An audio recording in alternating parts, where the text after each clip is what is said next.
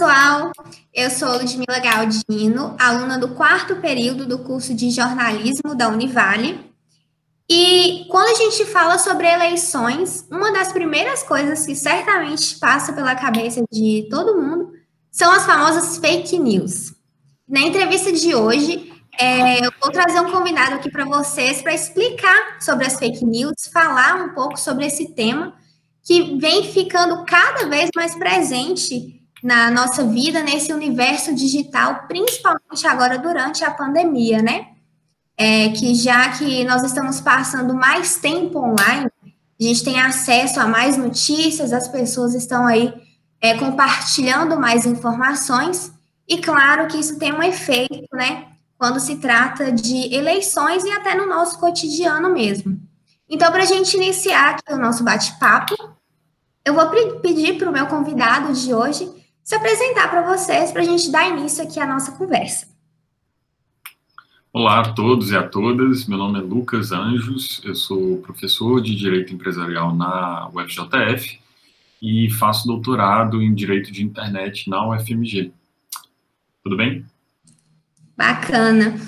Lucas, para a gente iniciar aqui a nossa conversa sobre as fake news, eu queria ver com você, eu queria te pedir para explicar o que é a fake news, né? Quando ela surgiu e quando ela esse termo passou a ser utilizado, né? Bom, é uma pergunta bem complexa para responder rapidinho, mas vou tentar fazer o meu melhor, assim. Eu tenho algumas contrariedades em relação à utilização do termo fake news. É um termo em inglês, então eu já acho que a gente tem algumas dificuldades de exprimir o verdadeiro significado dela para pessoas, por exemplo, que não são fluentes na língua. Então eu já vejo um problema com a utilização do termo aí. E segundo, que não necessariamente ele está correto para o que ele pretende significar. Deixa eu explicar.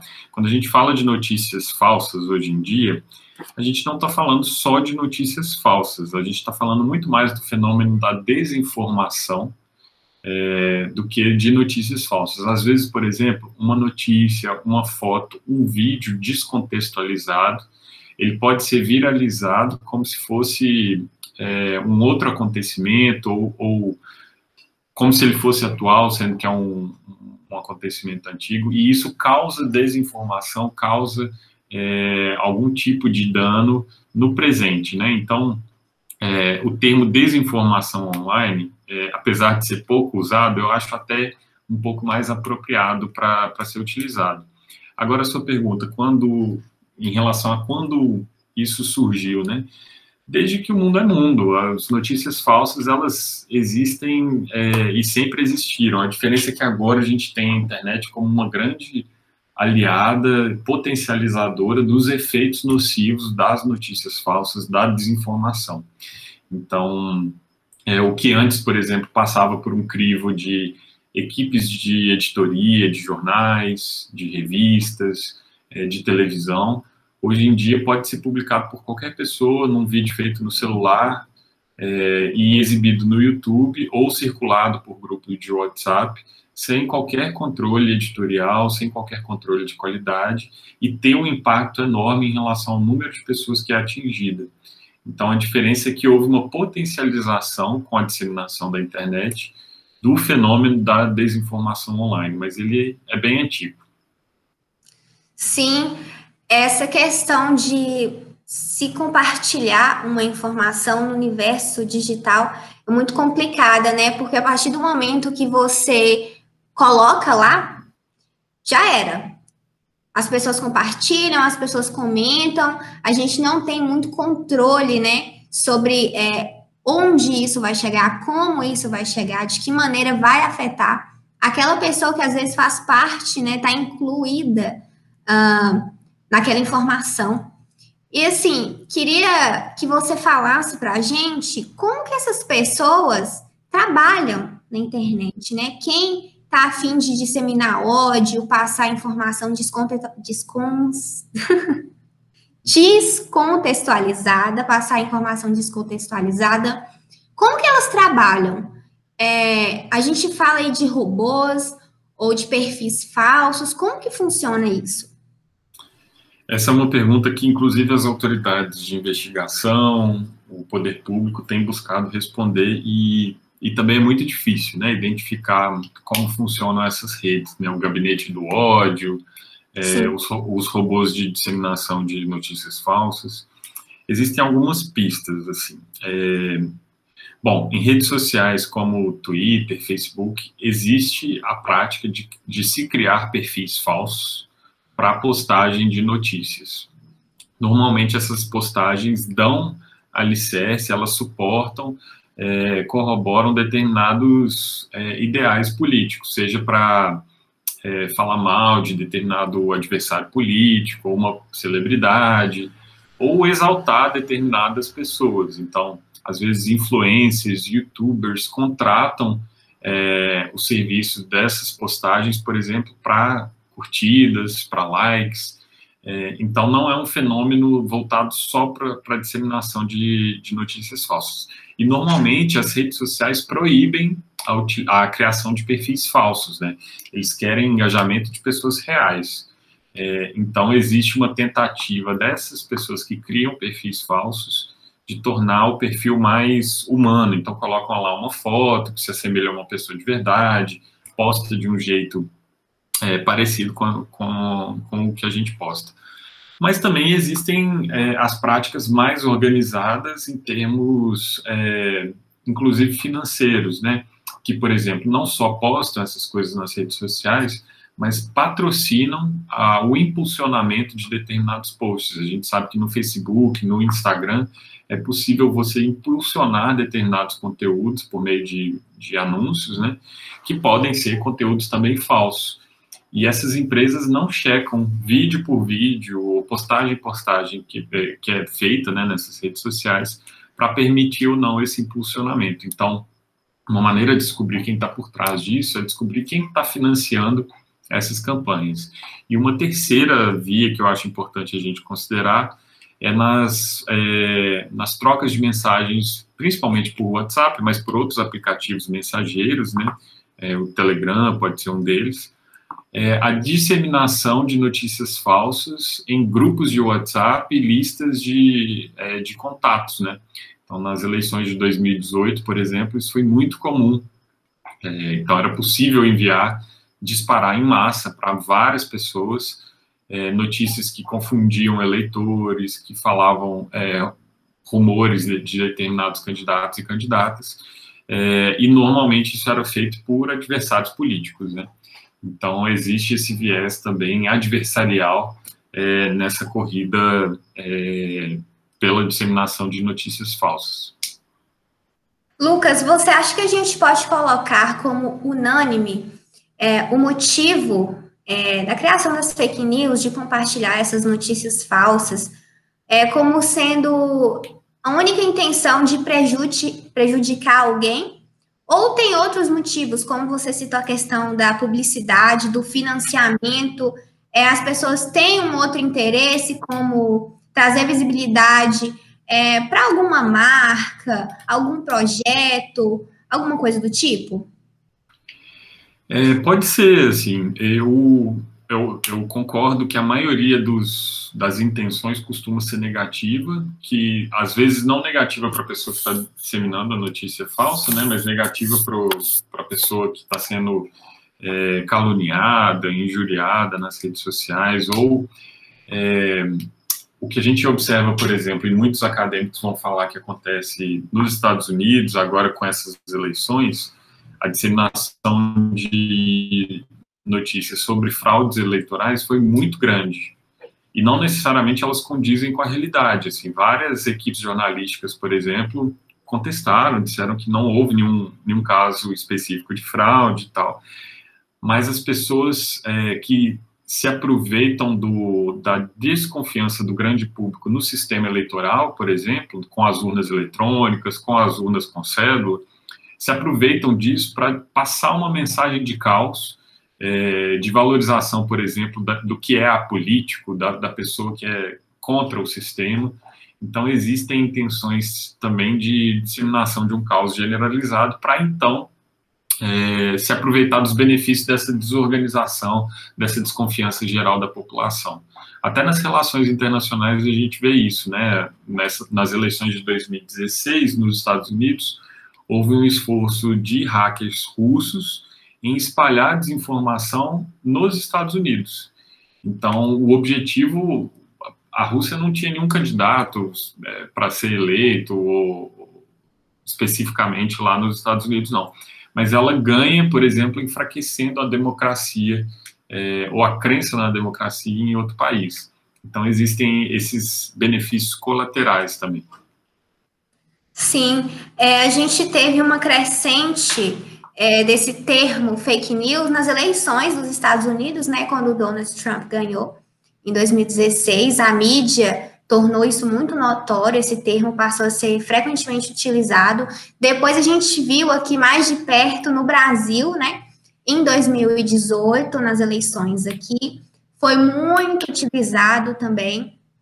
A gente, assim, tem grandes histórias falsas que para relembrar e que impactaram aqui. Então, realmente, quando se trata de eleição, essa disseminação da fake news pode ter um grande impacto, né?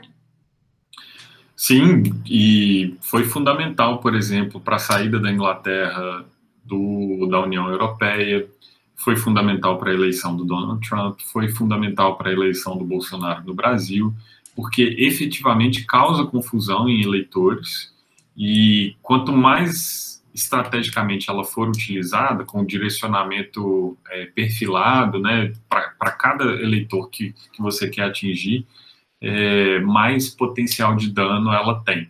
Então, isso é uma realidade nefasta mesmo das notícias falsas. Sim. Na academia, né, agora, num sentido mais acadêmico do assunto, esse termo é discutido? Existe esse debate sobre como influencia, como as fake news trabalham, né? Como as pessoas trabalham com essas notícias na internet. Esse termo, ele é debatido em sala de aula? Sim, bastante, até porque, pelo menos no direito, né? Muitas das coisas que a gente escreve, pensa, discute, está informando o processo legislativo. Então, por exemplo, tem um projeto de lei que visa combater as notícias falsas. Atualmente ele está na Câmara dos Deputados, mas ele já passou pelo Senado. E vários juristas tentam contribuir para esse projeto para tentar melhorá-lo, né? Então, teve institutos de pesquisa que fizeram estudos específicos, com propostas concretas, e isso tudo parte principalmente das universidades, dos institutos de pesquisa, grupos de estudo, para discutir a melhor forma de enfrentar esse tema. É um tema muito transversal, o próprio conceito já é bastante abstrato, as tecnologias são opacas, né, elas não são muito transparentes, então tem vários empecilhos que necessitam não só da ajuda de acadêmicos do direito, mas de outras áreas, da comunicação, da ciência da computação, da tecnologia, para poder enfrentar isso de uma maneira correta, né, mais efetiva.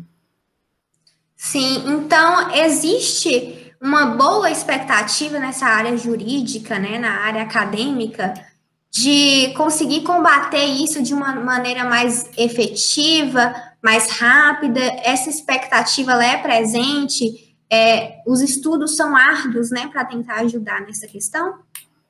Os estudos são árduos, mas a expectativa não é presente. Eu não seria muito otimista, assim, para ser bem sincero com você. Eu acho que é um problema muito complexo e que ele envolve uma questão financeira muito forte, que é as tecnologias e o modelo de negócio dessas plataformas, tipo o Facebook, tipo o Instagram, tipo o WhatsApp, tipo o Twitter. Elas se beneficiam do engajamento dos seus usuários, porque o modelo de negócio delas é baseado em anúncios publicitários que são exibidos para pessoas que estão na plataforma. E quanto mais você aguça o engajamento dos usuários, inclusive por meio de notícias falsas, né, mais tempo eles passam em frente à tela. E é muito difícil combater isso, assim, né? Se a gente for pensar, o Google é uma empresa que vale mais de trilhões de dólares. Ela tem um poder que até mesmo de atuação, que vai muito além dos poderes de legislação nacionais. Então, os esforços, apesar de bastante grandes assim, da academia, os esforços legislativos, por vezes eles não conseguem abarcar essas tecnologias, né? E a partir do momento que a gente legisla alguma coisa hoje, amanhã pode surgir uma nova rede social, uma nova forma de disseminação dessas notícias que o direito não tem controle. E aí é uma corrida que a gente sempre vai estar perdendo. A gente sempre vai estar um pouco atrás. Já que a área jurídica às vezes demora, né? Esses processos são bem mais complexos do que a gente imagina. Qual a importância das agências de checagem? Por exemplo, a gente tem alguns sites, né, que fornecem a ferramenta para a gente checar se uma notícia é verdadeira ou não. Tem grandes mídias, né, grandes emissoras de TV que fazem quadros a fim de esclarecer certos assuntos. Recentemente, sobre a Covid, tiveram muitas notícias falsas.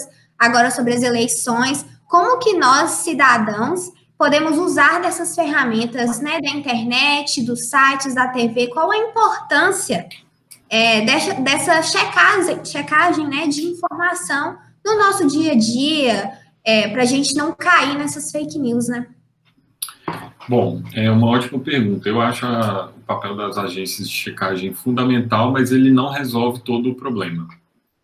Normalmente, quando se dissemina uma notícia falsa e alguém depois é contrariado com uma informação por meio de uma agência de checagem de que aquela notícia é falsa, essa informação de que a notícia é falsa, ela não percorre todo o caminho que ela percorreu de disseminação de desinformação. O impacto que uma notícia falsa tem é muito maior do que o impacto de uma agência de checagem desmentindo essa notícia. Então, sempre vai estar aquém do necessário. E também depende da mídia que a gente está falando. Se a gente está falando, por exemplo, no Facebook, no Instagram, até mesmo no Twitter, no YouTube, é possível essas plataformas fazerem um tipo de moderação de conteúdo, inclusive para avisar o usuário, olha, esse conteúdo aí pode ser falso. Pelo que eu estou vendo aqui, pelas notícias, não há comprovação. O Donald Trump agora, depois das eleições, ele continuou falando que ele foi o grande vencedor. E aí o Twitter foi lá e apagou ou censurou os tweets dele, falando essas notícias não condizem com a verdade. E aí isso reduz um pouco o impacto, já de início, que as notícias falsas vão ter. Só que isso exige das plataformas um trabalho grande de moderação de conteúdo que a gente não tem, por exemplo, no WhatsApp. Se a notícia falsa está sendo transmitida pelo WhatsApp, como ele é criptografado de ponta a ponta, né, a plataforma não sabe o conteúdo que está sendo disseminado ali. Então, não tem como ela fazer uma checagem de fatos, nem por meio de uma agência de checagem de fatos e desmentindo durante toda a cadeia, né, de pessoas que compartilharam essa notícia, de que ela é falsa. Então, depende da mídia e sempre vai estar aquém do necessário, né, para desmentir esses fatos.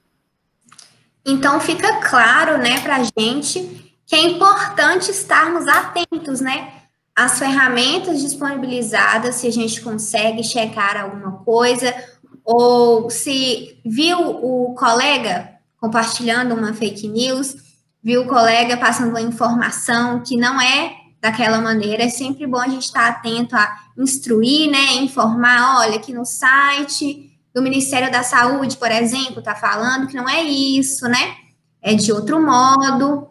Enfim, é sempre bom a gente ajudar, né, e compartilhar as notícias verdadeiras. Já caminhando para o final da nossa entrevista, eu queria fazer uma pergunta um pouco mais pessoal e saber se tem alguma fake news que você acha memorável. Se teve alguma, assim, que aconteceu, que seja nesses tempos de pandemia, nas eleições de 2018, se teve alguma, assim, que te marcou e você falou, essa foi quase.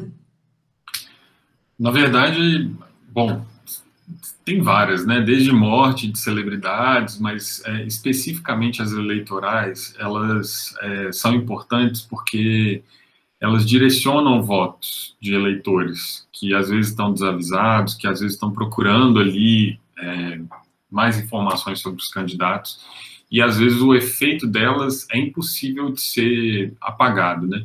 Então, mamadeira de piroca e kit gay, para mim, foram as mais emblemáticas, porque elas efetivamente direcionaram os votos das eleições presidenciais, e não existe nenhuma informação que corrobora aquilo. E até hoje se fala sobre isso, até hoje se tem um medo, né, de pais, educadores, quanto aos efeitos dessa notícia falsa, sendo que, na verdade, ela não é baseada em nenhum fato real, assim. Então, para mim, até pelos efeitos nocivos que ela causou até hoje, né, enquanto durar esse mandato presidencial, eles vão perdurar, assim. Sim. E para a gente finalizar a nossa conversa aqui hoje, eu queria pedir para você deixar uma reflexão, alguma dica, né, algum recado para o pessoal que está nos assistindo a respeito disso, né, que a gente tem que ficar atento e tomar muito cuidado, porque uma fake news, né, pode destruir uma reputação, né, acabar com a vida de alguém que está aí tentando, né, diariamente conseguir alguma coisa. Eu acho que, bom, todos nós, se a gente for fazer um exame de consciência bem honesto, vamos poder identificar algumas notícias falsas que a gente já compartilhou no passado. Normalmente, e é muito difícil a gente admitir isso, mas isso diz respeito a uma confirmação de enviesamento. A gente já tem uma ideia pré-concebida sobre um candidato, sobre um determinado tema, e aí quando a gente recebe aquela notícia que confirma uma coisa que a gente já acha sobre determinado candidato, sobre determinado tema, a gente passa isso adiante, sem checar a fonte, né? Então, o meu recado seria, faça um exame de consciência, assim, quanto a esses próprios vieses que a gente tem, e chequem antes de mandar, principalmente se os efeitos puderem ser nocivos, né? De convencer alguém em votar em determinada pessoa, de injuriar a imagem de alguém, caluniar alguém. Em cidades do interior isso é extremamente nocivo, tem pessoas que perdem as vidas, assim, tem que mudar de cidade, tem que mudar de emprego, porque foram alvo de notícias falsas. Então, é muito sério. E pode ser passível de responsabilidade não só civil, né, em dinheiro, mas também penal, porque existem tipos penais que vão falar sobre isso. Então, além do exame de consciência, também se atentem para o que é certo e errado. A gente não pode esquecer que existem as consequências, né? Exatamente. Não é só uma conversinha, não é só um boato, isso realmente tem uma consequência por lei, né? Então, vamos tomar muito cuidado com o que a gente fala por aí. Bom, chegamos ao final da nossa entrevista. Queria agradecer ao professor Lucas pela disponibilidade de vir aqui esclarecer um pouco mais sobre esse assunto tanto quanto complexo, né? Difícil de falar, difícil de mensurar o seu impacto na vida das pessoas, nesse mundo virtual que, como dizem por aí, não tem lei. Queria agradecer ele e até a próxima, pessoal. A gente tem outras entrevistas disponíveis aqui no nosso canal do YouTube e todos os conteúdos estarão aqui depois para vocês conferirem. Obrigado, estou à disposição. Um abraço.